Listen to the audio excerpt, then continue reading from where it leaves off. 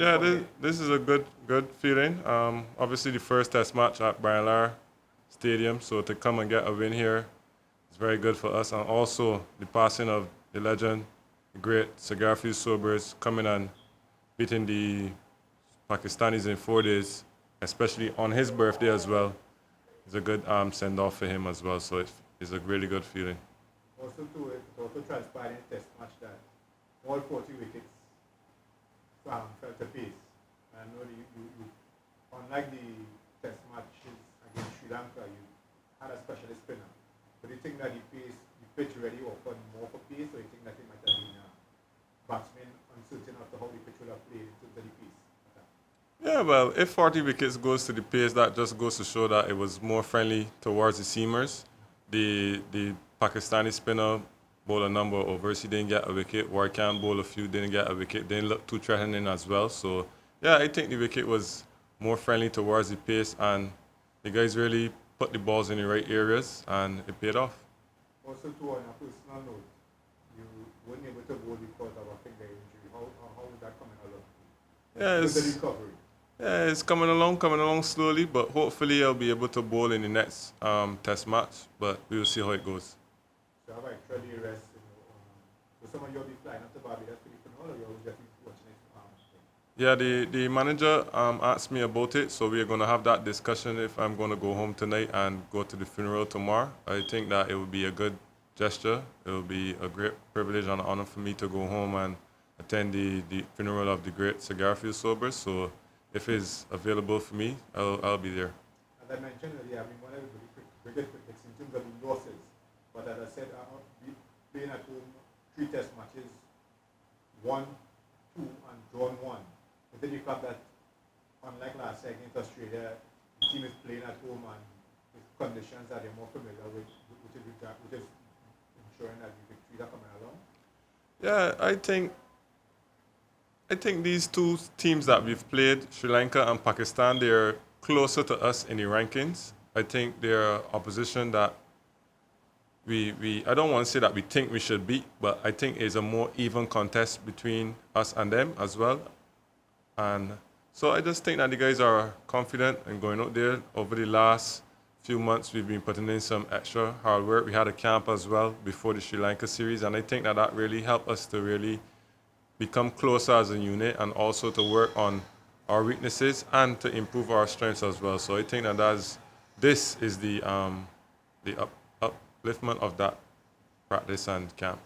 Just a negative, the second innings, the total wasn't to what some people would have liked, especially the top order. The pitch started to show a little bit of variable bombs. Do you think that some of the batsmen might have been struggling to put themselves into them, might have been struggling to cope, or just think that the Pakistanis improved on their line? I think it's a bit of both. I think the wicket was one that was kind of difficult to start on, to really play your natural stroke play on. Is a wicket that was keeping a bit low and some balls bouncing high as well. And with the seam movement, I think it was a bit hard for the batsman to really feel confident and feel in on the wicket. And also the Pakistan bowlers really hit some nice areas and they had us under pressure. But I think once we got above 200 runs lead, I think that was the aim for us, and we were comfortable in defending that, and it showed. I mean, looking forward, I will ask a question which I know it's contentious, but I'll try to put it as diplomatic as possible. There have been talk about Shea Hope's workload in terms of not only keeping, but playing all 3 formats regularly. I know you are a member of you are all format player. Some other members of the team are all format players. You also have Azari Joseph, and that's another contention too. They have been talk that, coming off of a back injury, that maybe a bit tired. I mean, that's just the talk on social media. But for you as the captain, and is it something that the team talks about in terms of not wrestling for a test match per se, but in terms of the load, how much do you have to carry, especially you as a senior player? Yeah, it's something that we speak about, especially with the medical staff. We try to manage each and every player, especially on the workload, especially with the fast bowlers. We try to manage them. So it's a constant discussion in terms of what we want to do and what we don't want to do as players in terms of managing the workload. So it's, as I say, it's just for us to continue communicating with the medical staff and the coaching staff, along with the players, to just get the best results. Yeah, formula. And also too, I know I said you are all format players. And I say just like with Azari, Joseph, Shamar, Joseph, James, Seals, Shehu, even Amir Django, CPL is coming up. And then after CPL, towards India and Bangladesh, which would constantly play. Have the Cricket West Indies talk to some of the CPL teams in terms of maybe one or two games they may give you a rest just for recovery, or that for the CPL team to decide how that will go? Yeah, I don't think that for me, for me to give you that information or to know that information, I am not a part of the board or anything. I only deal with the test team as per captain. So I'm not sure if there's anything put in place or any conversations being had about that stuff. So Okay, I don't know. That's for two. Next test coming up on Sunday.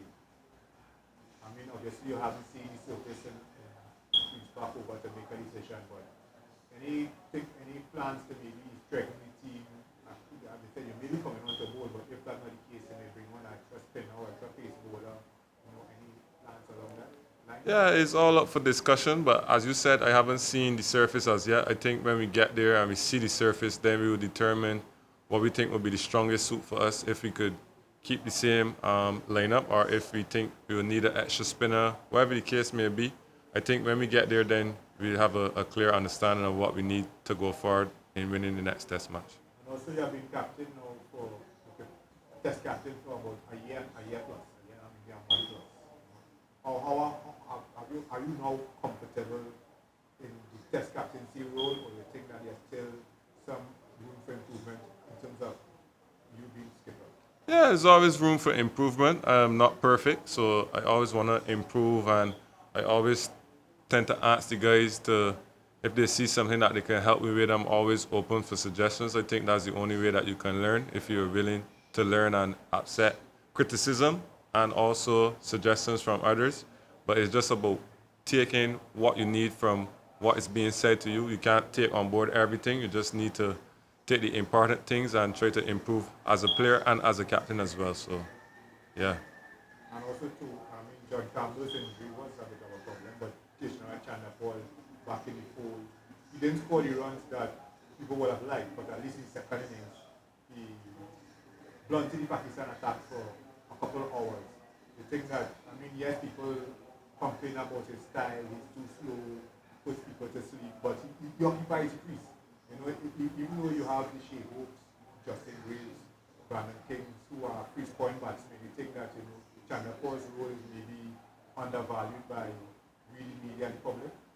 Yeah, I think he's undervalued in the eyes of the public and the media as well. But as you see, the game finished in 4 days, so it's not really a big issue if he bats slow or anything like that. I just think that his role is to really tire out and wear down the bowlers from the team to make it a lot easier for the batsmen to come. So even if he doesn't get that big score, once he occupies the crease for at least 2 hours, 100 balls, 150 balls, I think that he's done a great job in terms of seeing off that new ball. So it's not always about how fast you score or how much runs you score, especially in the opening position. It's about how much time you spend at the crease and get the legs of the bowlers tired for the rest of the team to come and play their free game. I also have Kevin Hodge. Yeah, that's my last question. Kevin Hodge. And yeah, I've asked about a million questions. Kevin Hodge was one batsman who didn't really come good against Sri Lanka. All the other batsmen, you had a 194, Django had a double century, Reeves and who had centuries, but Hodge came good in the first innings. You think that, it will be a sign for him to kick on and keep producing the vital number 3 position? Yeah, I think that's a sign of a great team. Everyone's not going to perform at the same time, but I don't want it to be a team that is just depending on one or two persons to perform. So if one series, one person could perform and maybe in the next series he doesn't perform, but someone takes up the mantle, I think that's good for the team. And I think even in the Sri Lanka series, Hodge didn't get a big score, but I can remember in one of those innings he batted over 100 balls. And That was his, when he made it something. yeah, I think Behind at number three is almost like a second opener. Yeah. So if you lose that early wicket, I think is the number three's job to come in and do what the opener's supposed to do as well, see off that new ball and make it easy for the other batsmen to come. So I'm very pleased with the way Hodge has been going. He's a very solid player. He has a great temperament. So I like him at number three, and I'm very confident in him going forward in this series as well. Yeah, just one. So two consecutive wins. Congratulations on this win. What do you think has changed between Sri Lanka and Pakistan between last test and this to boost the overall mood and performance of both the individual players and the collective? I mean, couple of players, we've changed a couple of players, one in John Campbell having an injury and Azari Joseph missing out. But I don't think anything has changed really in terms of the mood and the morale of the team. I think all the guys that are here were there in the Sri Lanka series, if not playing in the squad. So I think we're becoming a family now. We're getting to know each other a bit better because of the time that we spent over the last couple of months.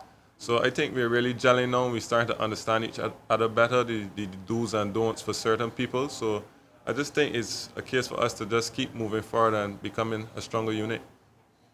And just on Justin and Jason's performances across both innings, both earning 5 balls here. Talk a little bit about your processes into getting that done.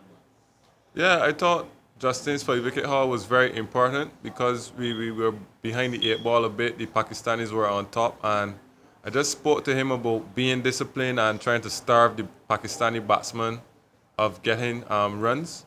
And I think that would have built the pressure, especially on a wicket that is much balls are doing a lot. So just for him to come and try to starve the batsman, and he got one, and then everything just started to flow in his favor. He put the balls in the right areas, so that was great to see that not only him coming on to hole, but he's holing and getting wickets.